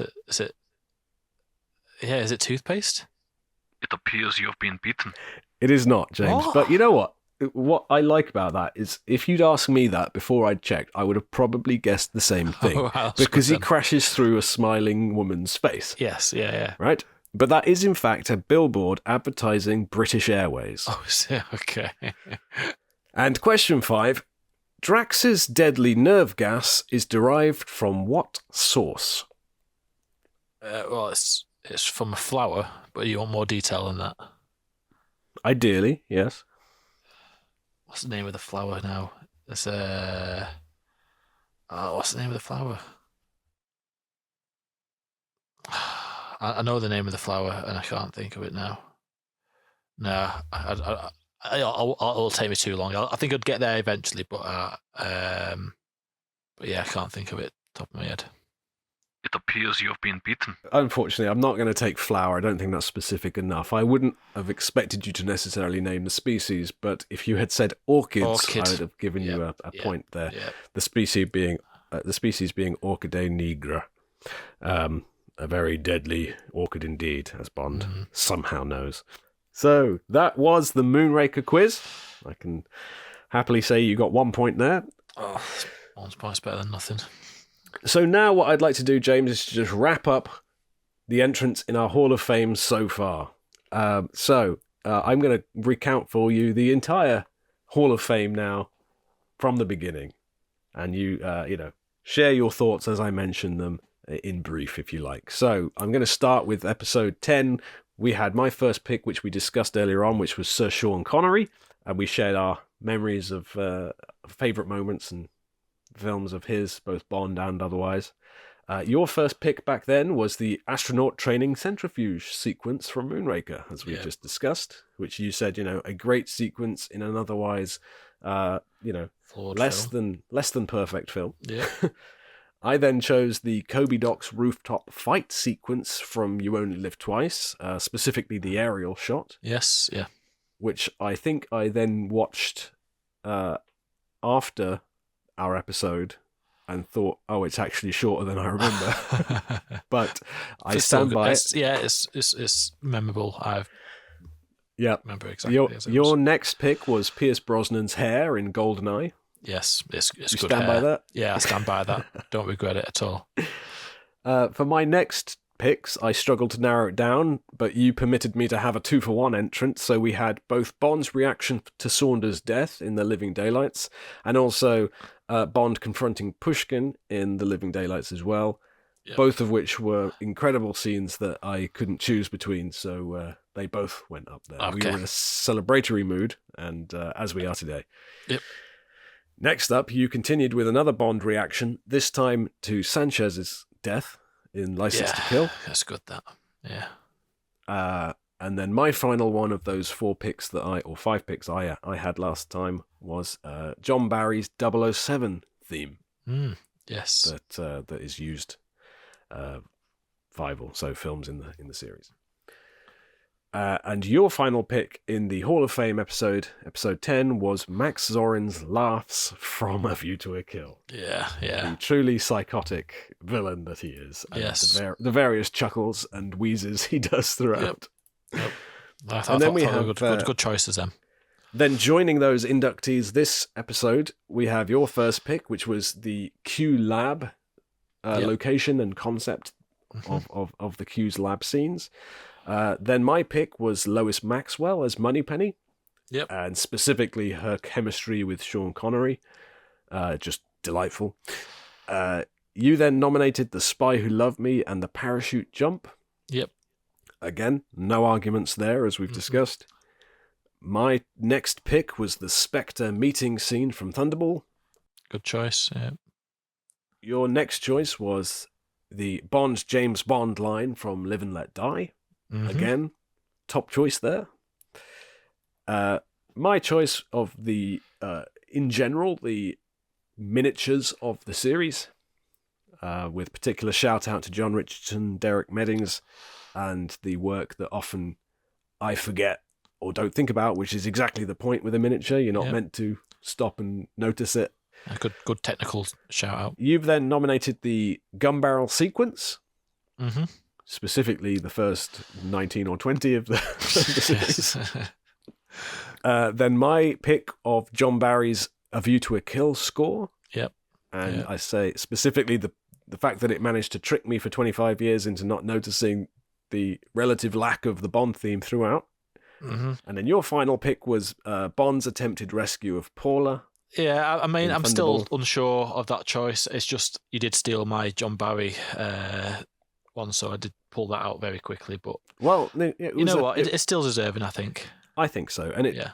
it was a choice I was unlikely to ever make. Yep. Because, not that I disagree, I just, I don't often think of it. No, you know what reminded me of it was when you were talking about the Thunderball sequence that you chose. And I was like, actually, you know what? I like that sequence as well. So that's why it was in there. And then my final choice was the ski chase scene from For Your Eyes Only. So, Yeah. All good choices. So there you go. That was the recap of our choices. Some great choices throughout, I think, there. And it just remains for us to wrap up with the final 5 questions of the quiz, which are, of course, on For Your Eyes Only. Oh, right. Okay. Yeah. I thought that was it. Right. Okay. Let's go for it. So, question 1. What is the name of the spy ship that is sunk in the Ionian Sea? Oh God. What the hell? We've watched this recently. I know this. It's the St. George's. Well done, James. That is correct, James. That's a hell of a dramatic pause. Jesus. That is correct. Well done. Question 2. What does ATAC stand for? Automated.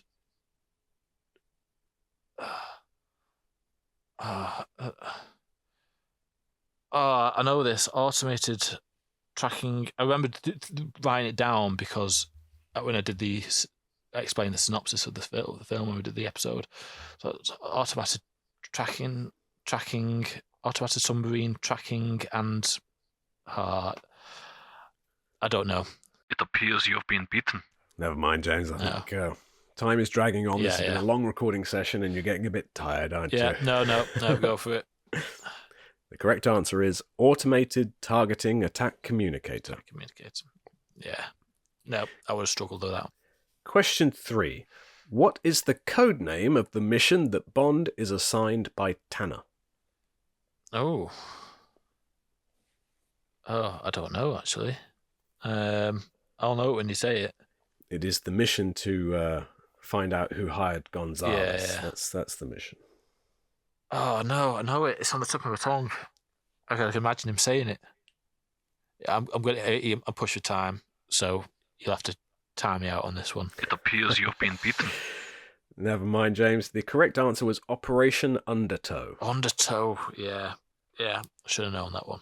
which I didn't know what Undertow was until No. relatively recently. What is it? I believe Undertow is the sort of downward current that you'd get in a wave that would drag you downwards, and Oh, right, okay. the rolling kind of current of Yeah. water. Question 4. What is the make of Locke's car which Bond kicks off the cliff edge? Is it Mercedes-Benz? Well done, James. Correct, it Oh, is a yeah. Mercedes-Benz. Okay. James. And Well question 5. How many people make up the team that infiltrate St. Cyril's monastery? Okay, so you get Bond. Is it Yep. including Bond? Yeah, Bond, Melina, Columbo. That guy who's Columbo's like basically right-hand man. I'm guessing there's another guy, so I'm going to go with 5. It appears you've been beaten. That is incorrect. Oh, James. is it 4? It is 6. 6. Oh, right, okay. And there is a specific line when they are Oh, expressing their yeah, doubt about yes, Bond, yeah. but we are only 5 men and a 1 woman. Yeah. So there you go, James. How did you find the big Bond quiz? I enjoyed it. I should have done some more brushing up on my Bond knowledge. So yeah. So next time we do a big Bond quiz, do some research, James. Well, this was a bit of an experiment in terms of format of the episode. I wasn't sure how long it would take to get us through all of them, and I thought it'd be worth breaking it up so it wasn't a wall of questions. No. But as a peek behind the curtain, this has been now close to 3-hour recording session. So time will tell how long the final episode ended up being. But in fairness, we did stop for a break, and I had a shopping delivery come in the middle of it that cost us a bit of time. But hopefully you're not feeling too drained and exhausted by all of that. I've enjoyed it. Yeah, it's I do like the quizzes, so it's nice to have that split the episode up a bit, I think. And yeah, next time, as I said, I'll do better. Well, would you care to venture a guess at your score out of 72? Out of 72, I'd probably say I've got about 20. Well, not quite, James. You've got 28. Oh, that's So better than I you've thought. done- Okay, right, You've okay. done reasonably well. Some Yeah. of the multiple point offerings you actually got quite good on. So That's good then. so there you go. 28 out of 72. I have the take that. points in front of me. I've had them totalizing as I've gone on, so no need to hear from the text-to-speech woman today. She can have a day so- off. Yeah. So we just won't. Not so Oh. fast. Oh, Not so fast. well, she's barged away I'm in here. anyway. What's she doing here? Excuse No, me. I've already said we don't Ahem. need. I'm talking. Go All right, on, say then. your piece. Go on. Thank you. I just wanted to remind everyone that James got less than half. He didn't even do well enough to be called a half-wit. The best he deserves is a 38% wit. Fool. Yeah, listen. I know. It was less than half, but still, that's just mean. Yeah, I'm on James's side here. That was below the belt. Yeah, you won't be here next time. I'm going to get someone to have words with you. That is a threat. The threat to make sure she gets fired. But anyway, thanks. Always appreciate you playing along with that little bit of mime. So there you go. That was the Big Bond quiz, and that was our 30th episode Hall of Fame Spectacular. So there you have it. We will be back at the start of an arbitrary new third season of Bond Jam soon with The Living Daylights. I never thought I'd hear you ever say that, but yeah, Living Daylights is next. Oh, I thought I'd say it years ago, but we're getting there. We're getting there eventually. And, Yep. You know, we've only got a few films left in the Bond series Yes. before they don't count anymore. Yeah. 6 to be exact. Time will tell. Yeah. Time will tell as to when my fandom ends. And I liken it a little bit to saying, "Oh, I'm a fan of, I don't know, Lost." Or I like the A-Team. It's over. It's done. It's in the past. Yeah. You've got the memories though. Nothing can ever detract from my fandom of at the very least, those first 20 in that continuity. Yes. Although I'm overstating how much I dislike Daniel Craig. There are moments in each of his that I can appreciate, but that's a topic for another day. Yeah, I think so.